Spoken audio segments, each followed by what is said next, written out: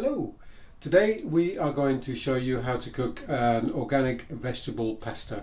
It's one of our staples here in Freedom HQ, or the It's All Good radio show household, and it's my pleasure to be able to show you how to do it very easily and cheaply as well. So we've chosen vegetables which were in the fridge. So we got some leeks, we have got an aubergine, we have got some carrots, and we have got some courgettes, three of each, and they're just easily found in our fridge. You can use any vegetables you like.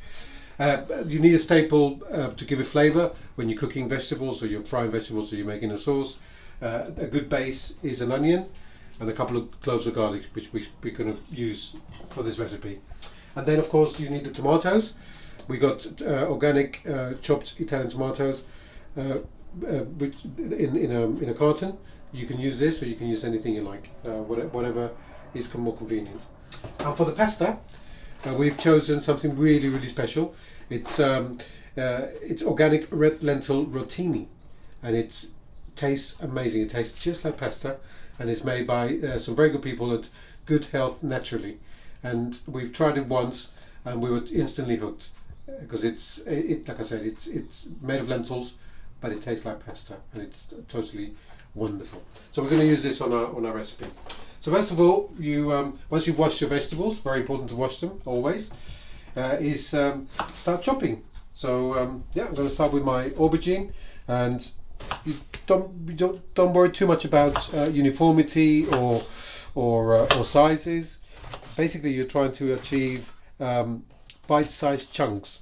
So that kind of thickness on the aubergine, and then I just chop it in little squares like that. As you can see, I've got I've got no chef skills whatsoever, and it just shows how you really don't need any skills to chop vegetables. Just a little bit of common sense and a little bit of fun. It needs to be fun.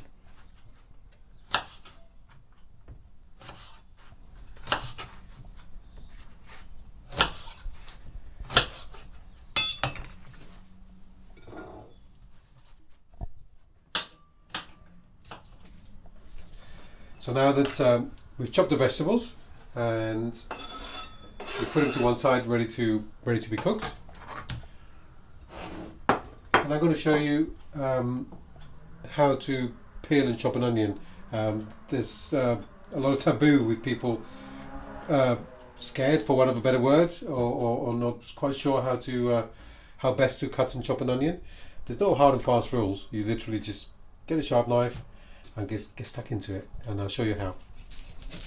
You cut top and tail, so you cut both ends. Make sure you leave it attached, and then that allows you to peel it more easily. Like I said, there's no hard and fast rules. All onions are different. Some, like this one, are a dream and a joy to peel, and so yeah, which makes my life very easy, especially if you're filming. And then once you've peeled the onion, you rest it on the side, on the end, and just slice it in half. And then I want reasonably finely chopped onion, so you make some cuts like this, and then you turn it round and then you cut it the other way like that.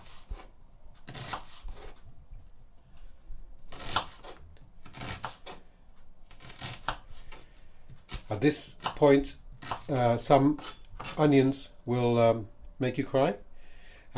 Personally, I do suffer a lot from it. It affects some people more than others. I'm not crying at the moment, but luckily, touch wood somewhere, it won't affect me. This one won't affect me, but there are lots of old wives' tales about how to stop an onion making you cry, and you can run it under hot tub water, under a cold running water, or you can put it in the fridge before you chop it. Some work, sometimes it doesn't work. I normally just get stuck into it, and if I cry, I cry. If you cry, then it's a good way to clean your tear ducts, so it's not a bad thing. Anyway, I'm not crying at the moment, so it's all good. Always watch your fingers when you're chopping, and I suppose do it slowly and gently. Just watch what you're doing. We're not in a hurry. And then once the onion is peeled and chopped, then you can move on to the garlic. And very easy. There's a clove of garlic. You with a flat side of a knife, just gently squeeze it, and that makes it a little bit easier to peel. So you peel it. Oh, the onion is taking effect now. So if I start crying desperately, then you'll have to forgive me. But it's one of the perils of working with onions. Still, right. So your clove of garlic is peeled, and then you, with the knife again, flat, you give it a good old squeeze. You crush it, and then you just chop it very finely next to the onion.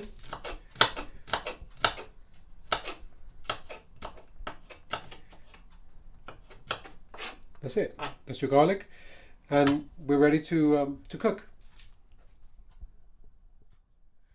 Okay, so Debbie and I have had a good old cry after chopping the onions, so we're ready to cook. So I've got a hot wok kind of frying pan on maximum heat, so that's quite hot now. I add some a glug of olive oil. So just cover the bottom of it with olive oil. Don't be too don't skim. Don't be afraid to skim, and let it get hot. It doesn't take long at all. Once the pan is hot, it doesn't take very long for the oil to get hot. And then we're ready to start cooking first of all the garlic and the onions. So very carefully pour them into the pan.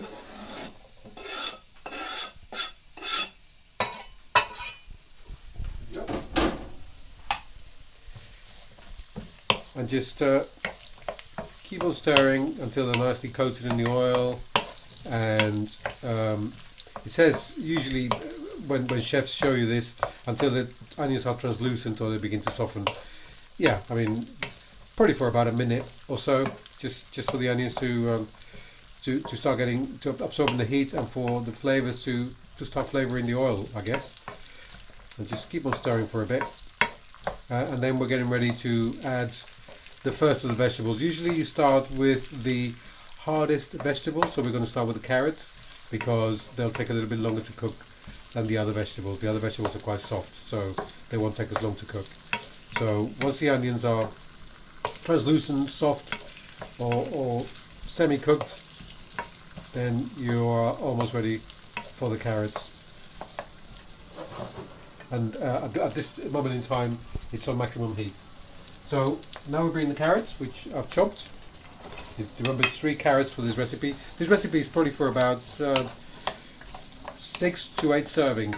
So we're making quite a lot because I want to show you that you can make this in advance, and you can use it for that day, same day's dinner, and then you can save it for later in the week. You can either freeze it, or you can put it in the fridge if you're going to use it within a couple of days. But you can certainly freeze it and then use it at your leisure.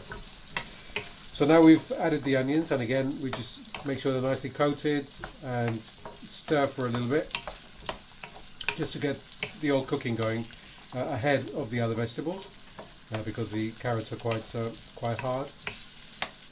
And again, it's a matter of preference. Some people like hard carrots, some people prefer them really, really soft. So if you like them really soft, then you can probably cook them at this stage for longer than I'm going to cook them. The whole essence of these dishes is that they're flexible, and there aren't any hard and fast rules apart from the order of the cooking. So you always start with the garlic and the onion, and then with the harder vegetables, and then the soft vegetables. So I think my carrots are nicely translucent and nicely cooked. So I'm going to go for the vegetables now. So don't forget, we've got courgettes, and we've got aubergine, and we've also got leeks in here. For our American viewers, courgette is zucchini, and aubergine is eggplant. So there we go, and then we just add them to the pan.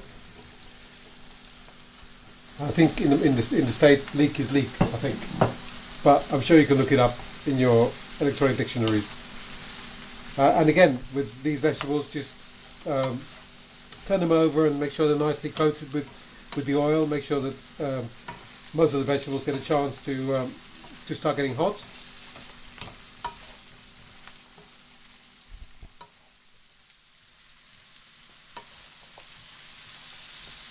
So the vegetables and the carrots and the onions and the garlic have been cooking now for about 2 to 3 minutes, and they're nicely coated and they're getting nice and hot. So it's time to first of all add some herbs. We've got some herbs de Provence. You can use any dried herbs or fresh herbs if you like, oregano, basil, anything you like really. And just sprinkle a good pinch, a good handful. Just sprinkle it a little bit more all over, and stir it, incorporate it very well into the vegetables. And now you can start seasoning. So we got salt here, a good old squeeze of salt. We're using a really special salt here, which I'm going to show you. It's a pink Himalayan sea salt, which is really healthy. It's got fantastic health benefits because they are unspoiled minerals, and they're available from all good health food shops and even TK Maxx here in the UK. So highly recommend it. And of course the obligatory squeeze of black pepper.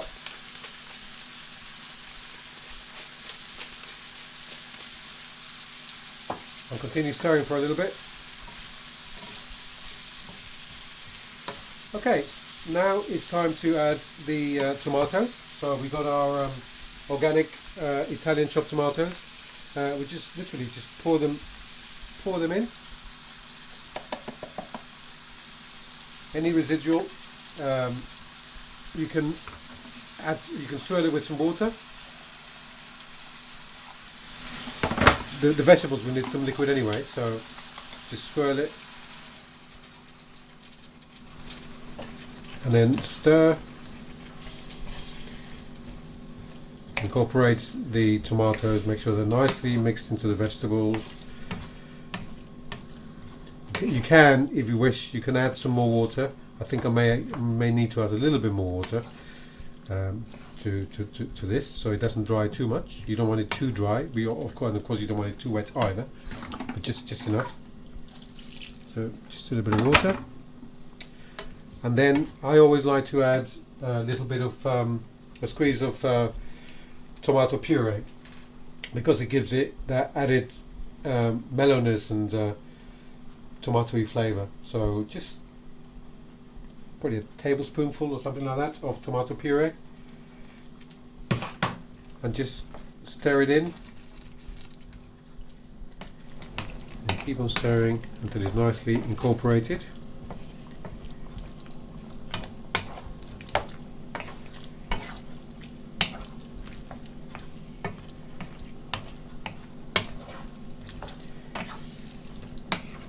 Okay, so that's ready to cook. So at the moment we're still in very high heat, in maximum heat. We don't really want to wait until it boils, because otherwise it will cook too hard. So we'll turn it down. We've got electric here, so we'll turn it down to 3. So I guess you turn it down half way down if you're using gas, or maybe a little bit less than half, to a simmer, I suppose. Turn it down to a simmer. That's the technical expression. And then put a lid on, and we cook it like this for 15 to 20 minutes. And then the next step is the pasta, which I will show you shortly. It's always a very good idea to, while the vegetables are cooking, to put a pan of cold water to the boil. So while that comes to the boil, then you're ready to put the pasta in just before you finish cooking the vegetables, and then you can incorporate them simultaneously. So you put a pan of hot water to the boil. As soon as it's boiling, I'll show you what happens next. Okay, my pan of water is boiling.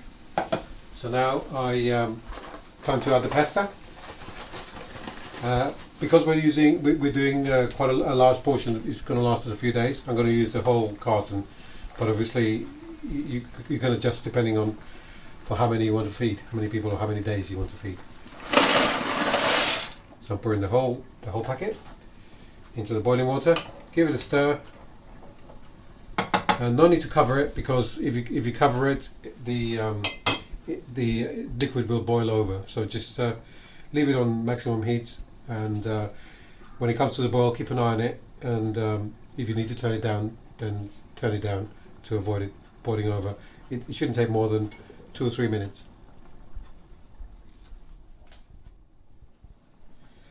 So the pasta's now boiling, so we've turned it down a little bit, and we just let it simmer for another 5 or 6 minutes, or until it's al dente. Okay, the pasta has been boiling now for maybe 6-7 minutes, and it should be nice and soft and al dente. Al dente means that there's a bit of resistance when you bite into it, but it's not hard. That's basically what al dente means. So now we turn it off and we drain it.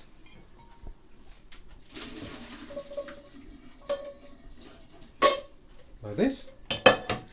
And we're ready to incorporate it into our vegetables,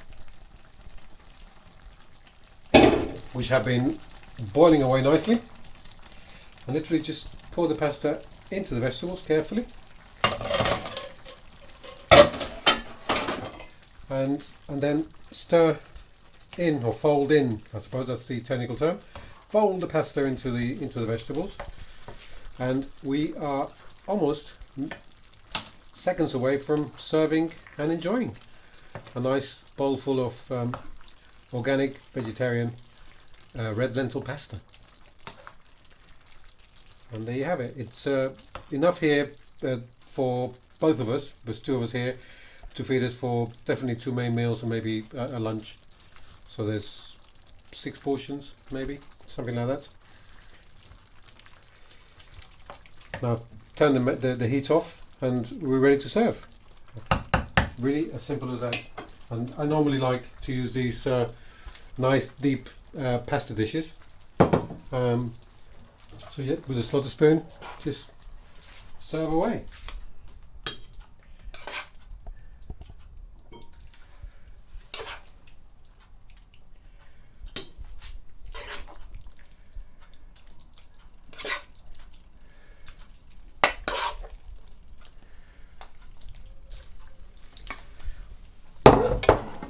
And then to finish off, if you have some hard cheese, maybe some Parmesan or Pecorino or something like that. In this case we haven't got either, but I'm using some hard goat's cheese. Just grate a little bit onto your pasta.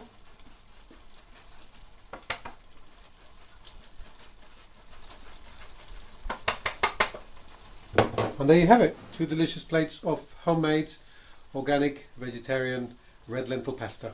Enjoy!